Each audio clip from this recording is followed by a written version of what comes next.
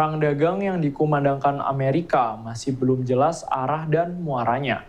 Hal ini membuat situasi ketidakpastian terjadi di berbagai negara termasuk Indonesia. Sektor yang selama ini menjadikan Amerika sebagai tujuan ekspor perlu waspada dan antisipasi. Bayangan PHK massal saat ini menghantui berbagai industri dalam negeri, sehingga semua pihak perlu melakukan antisipasi segera. PHK massal akan membuat situasi ekonomi lebih berat, karena PHK sudah terjadi sejak awal tahun di berbagai sektor industri. Perang dagang Amerika Serikat dan Cina berpotensi menimbulkan PHK massal di Indonesia akibat kenaikan harga bahan baku impor dan tingginya biaya operasional. Komisi 1 DPR RI meminta TNI, utamanya Komando Resor Militer Maulana Yusuf, untuk mengantisipasi potensi konflik sosial di wilayah Banten akibat PHK massal.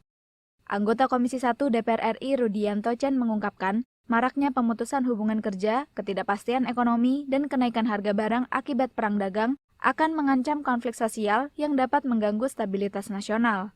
Karenanya, Korem Maulana Yusuf bersama stakeholder lainnya harus bersinergi menjaga kondusivitas dan keamanan di tengah tekanan ekonomi global.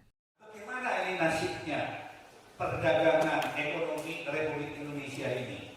Kalau seandainya memang ekonomi ini memburuk, mudah-mudahan, tapi mudah-mudahan jangan. Artinya bahwa mungkin kesulitan kawasan industri kita ini, mungkin pabrik-pabrik kita ada yang terpaksa harus PHK. Ini bagaimana bantu kita atasi agar daerah kita ini tetap aman, damai, sejahtera. Ini saya pikir menurut saya sangat penting, karena kalau ada PHK, pengurangan karyawan PHK karena terpaksa dengan kondisi bangsa ekonomi dunia seperti ini, ya tentu saja harus kita selamatkan daerah kita.